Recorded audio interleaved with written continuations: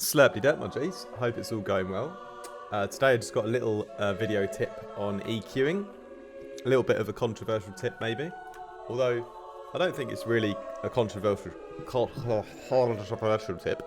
I think it's just maybe a bit more of a specific tip that I might be sort of clickbaiting you in with a silly title with.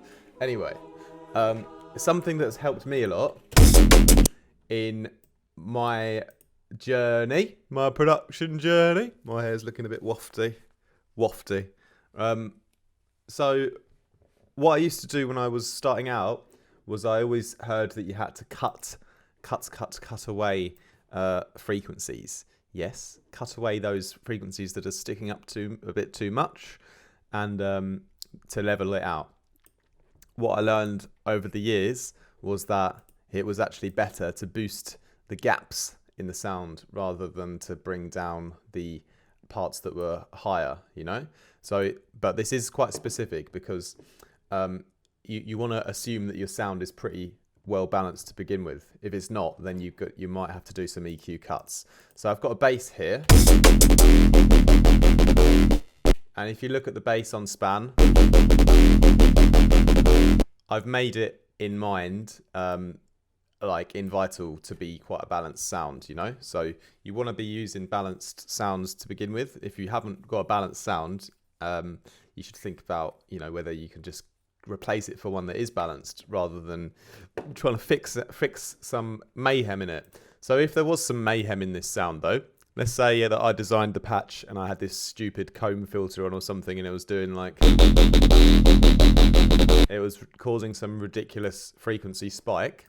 And I couldn't get rid of it, you know, it was just in there, but I loved the rest of the bass. But I've got this horrible frequency spike here. You know, then in that case, then obviously you'd want to do like an EQ cut, right? So I'd want to go, you know, find that spike, bring it down here.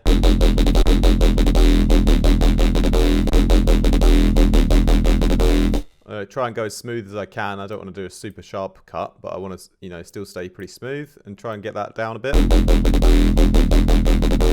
And that's a little bit better then, hey? But the point of this video is, assuming that you've done everything sort of right when you've been making the sound, and it is quite well balanced, like this one here, without that artificial spike I've added in. So what you'll notice here is it's you know, we've got our sub in, we've got these kind of nice big amount of mid-range, you've got high end all the way up, which is nice, but there's sort of like a bit of a gap, a little bit of a divot, a little bit of a canyon in this area here, which is, I guess, sort of, yeah, 600 or 700 up to like 2K. Here we've got a bit of a gap where that is a perfect area to boost. So what I often do is I'll look for those areas in the sound that are incomplete, that feel like they've not been maxed out yet, and I'll try and max them out. Because especially in drum and bass, the idea is that we're making, you know, we're trying to really get the biggest, loudest sound possible. So it makes more sense to like bring up the areas that are missing, rather than like taking out.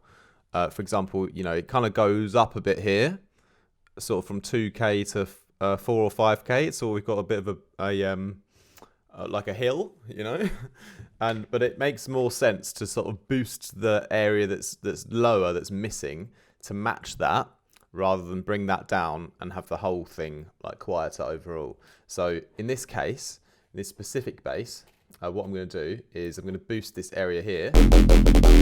So let's get our EQ again, and we'll do. I've already sort of made one up here, but I'll just tweak it.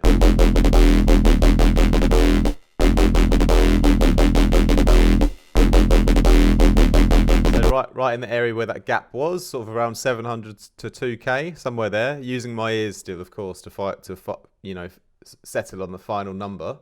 Now, you know, it looks a little bit flatter there. It looks a little bit more even, doesn't it? Not so much of a drastic kind of dip anymore. And how does it sound? It sounds fuller, louder, more complete, with the drums especially. With it off, bit more in the background almost. With this on,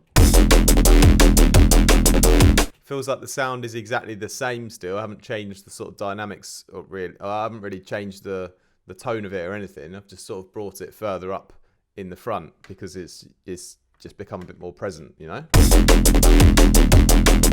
So that is a classic case of something that I would do a lot in my sounds. It's just to wrap up the explanation in this video. It's for me, as I've learned, as I've gone on my production journey, I found it's better to, you know, unless it's one of those really, really crazy like frequencies that are just not supposed to be there, that you really got to cut out. If it's not that, and you're just doing some smooth balancing EQing, it's much better to boost the areas that are kind of missing to match up with the rest of the frequencies than it is to like take take frequencies out, because then you're gonna be you're always adding and improving the sound and making it like more full and louder, you know. And yeah, so I advocate for doing that. And if you can use your ears and make sure you get the right sort of balance, then there's absolutely no problem in giving some nice EQ boosts here and there.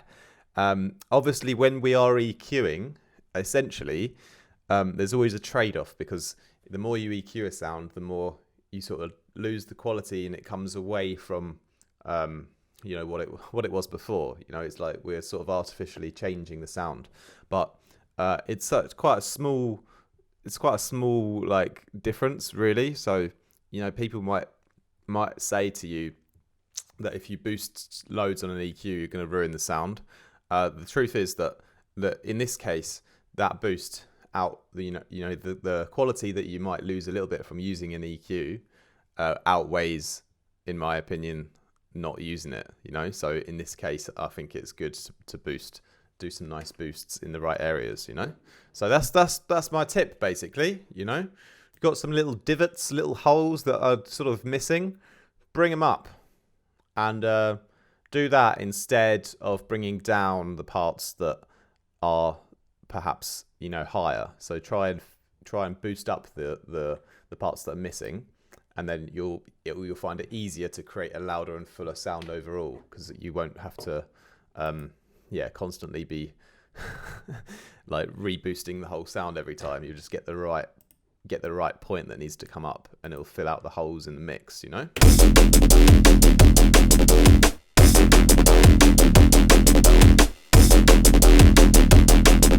So that's a little tip for me today. I've been your friendly nugget host, Artifact, and if you'd like to support the channel, you can subscribe if you're not already. That helps a lot. You can comment down below. You can head over to Patreon and join my lovely Discord community. You can buy some presets on my website, or you can book in some one-on-one classes as well. On my website, there's a calendar where you can find your own time that works for you and book something in any time, and anyone is welcome, providing that you are at least a human, because I don't really like teaching jellyfish much. They don't really listen. Anyway, thank you. Goodbye.